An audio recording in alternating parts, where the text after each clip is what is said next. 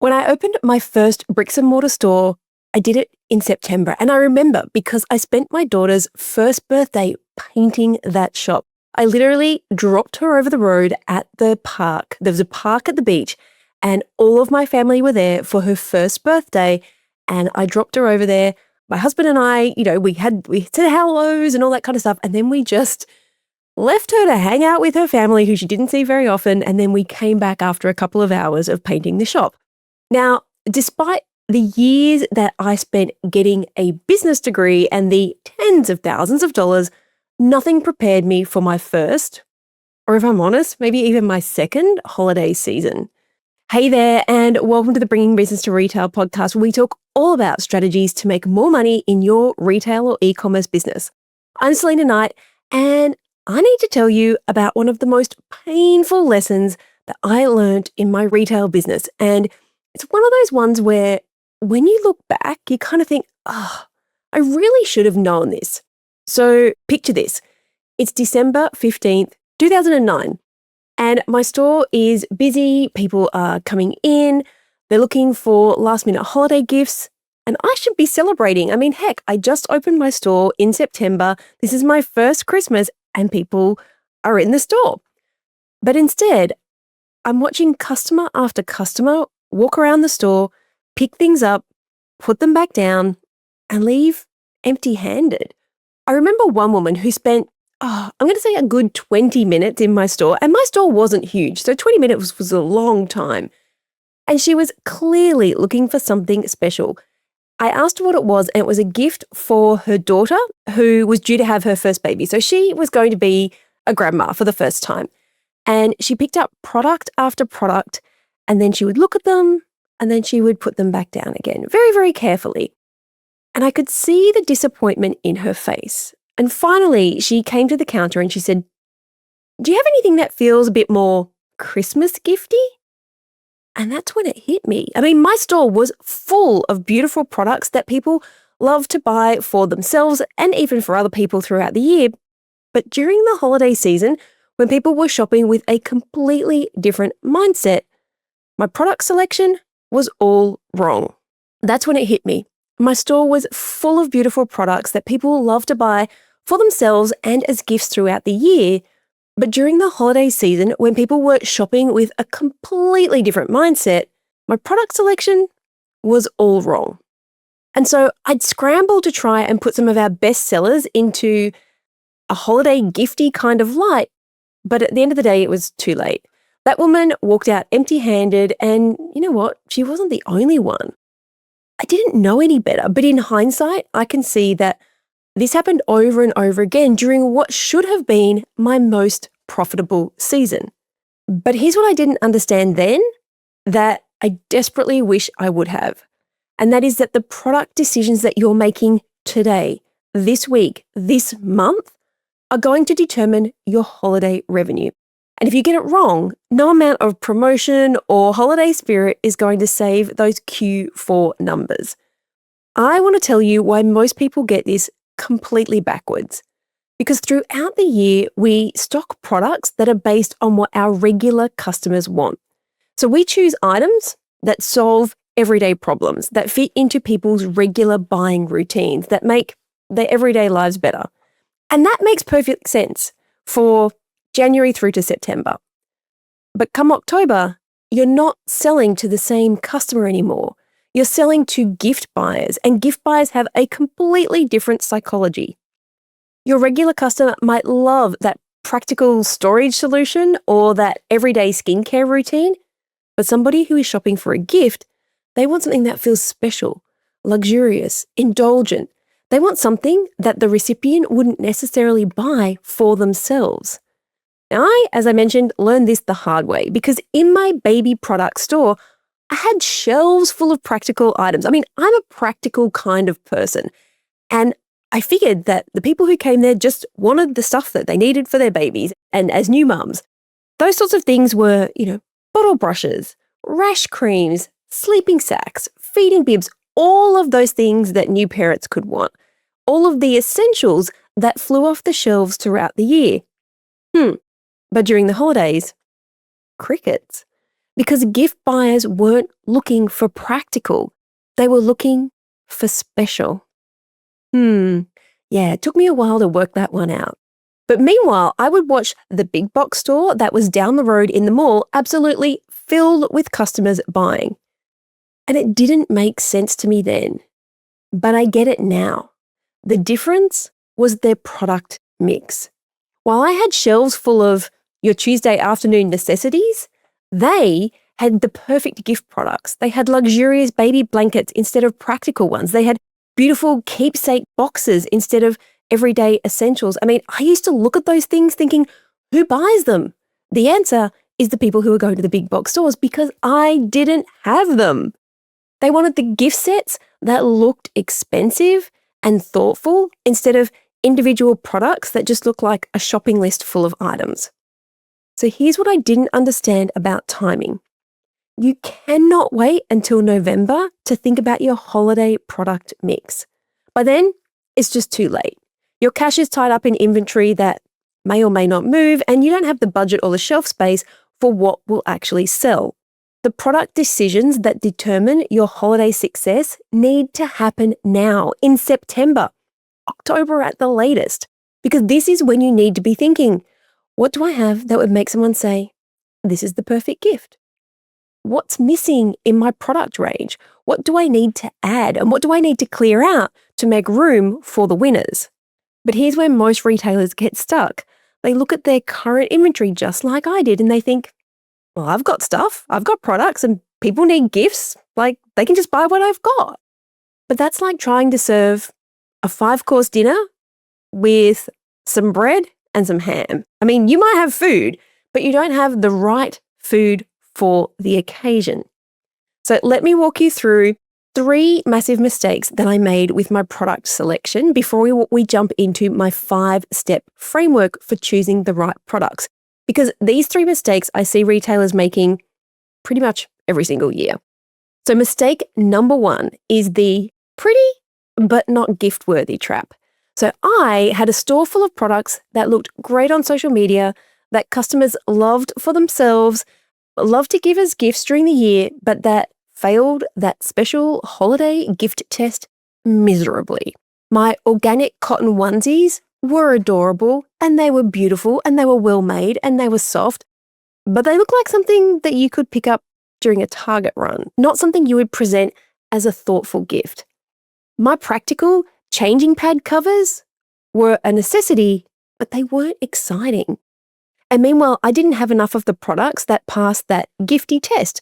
The gorgeous handmade blankets, the expensive wooden toys, the luxury bath sets that came in elegant packaging.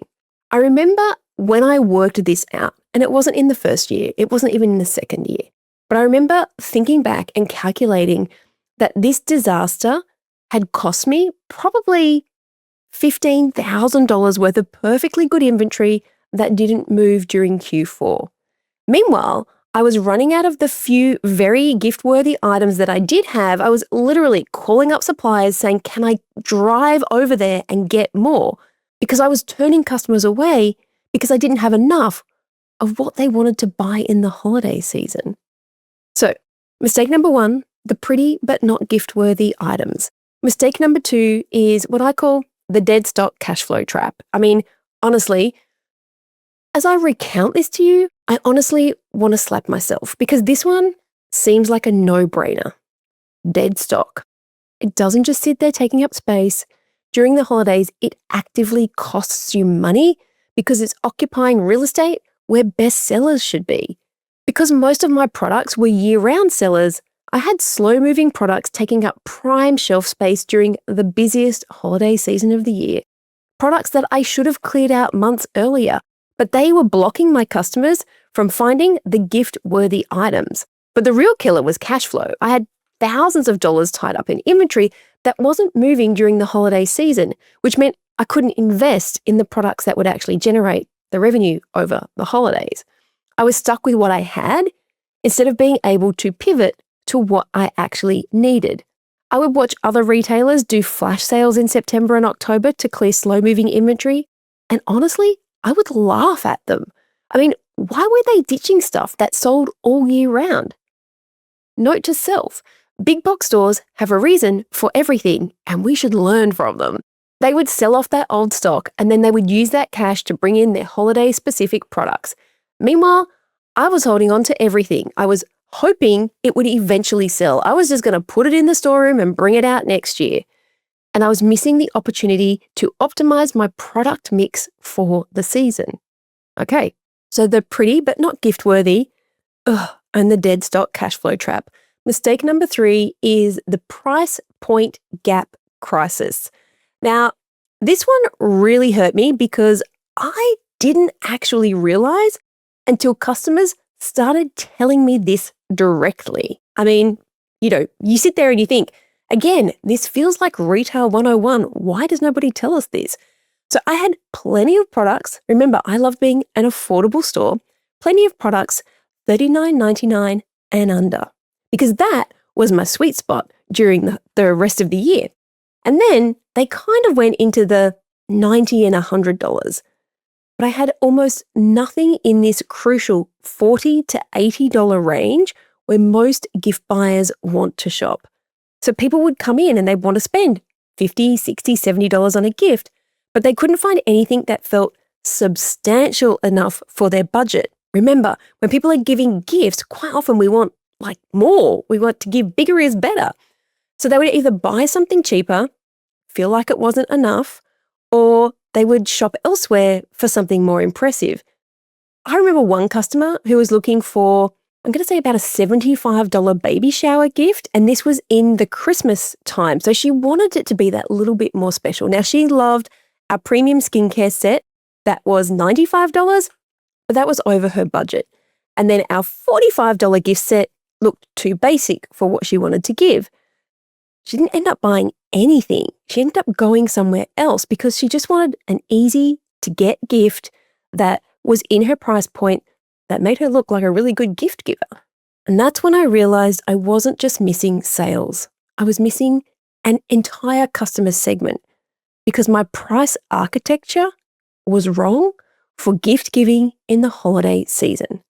Now, the math on these disasters, I'm going to say it was devastating. It would have been game-changing if I would have realized this early. I probably lost $30,000 to $50,000 in missed revenue because I didn't understand that holiday shopping requires a completely different product strategy.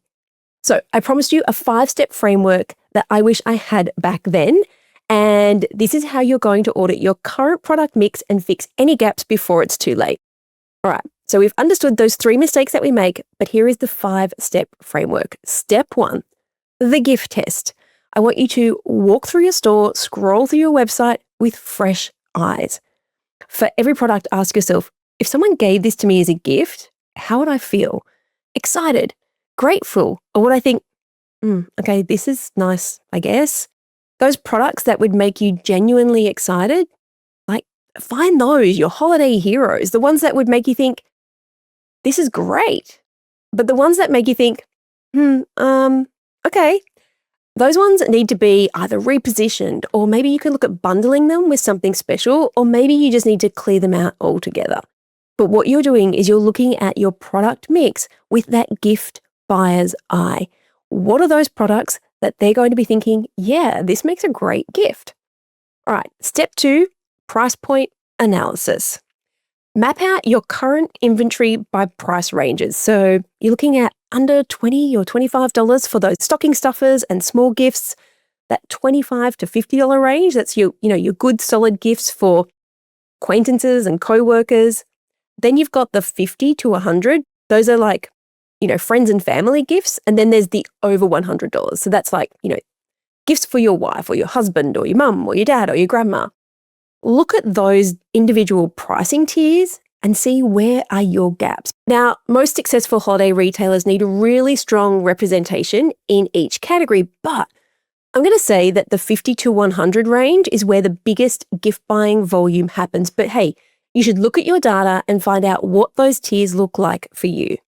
All right, step number 3, the packaging. Oh my gosh, the packaging reality check. Now, this one is huge and it is overlooked. And oh my gosh, I had a thing against packaging because we were eco baby products. And so I would quite often not take product if it had excessive packaging. Guess what? People want packaging at Christmas time.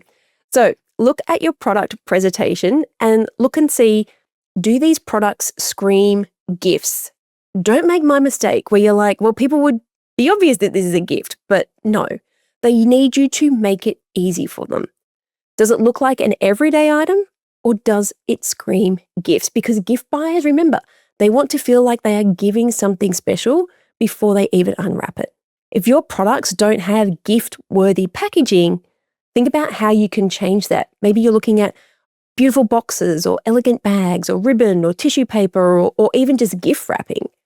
Sometimes the difference between a $30 sale and an $80 sale is just better presentation. I mean, we've all seen it. You just have to go to any big box retailer and look at the gift hampers they have and you think, $100 for that? Like, there's not $100 worth of stuff in there. But it's because it's made easy for our customers. Okay, step 4, your strategic clear out. Here's what I should have done every September. Ruthlessly clear out anything that wouldn't work for holiday gifting to free up cash and space for the holiday winners. Now, the goal isn't to get rid of everything that's not gift-worthy, but to make room for the products that will actually drive that holiday revenue. Alrighty, step 5, the last-minute opportunities. Now, it's not too late to make strategic additions if you move fast. Think about what could you source? What could you create? What could you bundle that would fill your biggest gaps? Could you create gift sets from existing inventory? I mean, that's one of the things that I worked out in about year 3. Could you partner with other local businesses for exclusive bundles? Or could you source a few key items that would completely change your price point coverage? The key is being strategic and not just panicked. Don't just add more stuff. You need to add the right stuff that will actually solve the problems that you've identified. And if you're listening to this and you're feeling a little bit overwhelmed, I totally get it. Product selection strategy touches on so many other parts of your business, your cash flow, your customer profiling, your customer understanding, your pricing strategy, your marketing approach. And that's exactly why I created the Scale Your Store Accelerator, because retailers shouldn't just wing it with product selection. They have systematic approaches to inventory management, to customer analysis and strategic planning that work together. And inside of the accelerator, product choice is one of the first things that we work on together. But we don't just look at it in isolation. We connect it to your customer data, to your profit margins, to your marketing strategies, to your sales strategy, and even to your operational systems. So for example, we help you calculate exactly how much cash you should free up from slow movers. And then we help you plan strategic campaigns to move that inventory quickly. We don't just help you identify price point gaps, we show you how to source or create products that fill those gaps profitably. And here is what is crucial for your end of year success. We build your holiday inventory and marketing strategy together with expert guidance along every step of the way. You don't have to figure out what products will work for gift buyers. We're going to help you to analyze your product mix and your customer data and market research to make smarter, more informed decisions. The retailers inside the accelerator aren't guessing about their product mix. They make strategic decisions based on data and customer insights and proven frameworks. Doors to the accelerator open next week and we kick off on the 29th of September. And if you join now, we'll be able to work together to optimize your product selection before it is too late to impact your holiday revenue. Your Q4 end-of-year revenue is being determined right now by the product decisions that you make today. You can keep hoping that your current inventory will somehow work for your holiday shoppers, or you can take strategic action to optimize your product mix while you still have time. Don't let another holiday season pass wondering what could have been. Don't watch your competitors take your customers while you struggle with stuff that doesn't move. Head over to scaleyourstore.com and secure your spot inside the Scale Your Store Accelerator. Because the retailers who win this year aren't the ones who just cross their fingers and hope for the best. They're the ones who plan for success. Your most profitable holiday season is waiting, but only if you make the right product decisions now. Head on over to scaleyourstore.com and hopefully I'll see you in the accelerator when we kick off on the 29th. Alrighty, guys. Thank you so much, and I'll see you on the next episode. So that's a wrap. I'd love to hear what insight you've gotten from this episode and how you're going to put it into action. If you're a social kind of person, follow me at @TheSelena and make sure to leave a comment and let me know. And if this episode made you think a little bit differently, or gave you some inspiration, or perhaps gave you the kick that you needed to take action, then please take a couple of minutes to leave me a review on your platform of choice. Because the more reviews the show gets, the more independent retail and e-commerce stores just like yours that we can help to scale. And when that happens, it's a win for you, a win for your community, and a win for your customers. I'll see you on the next episode.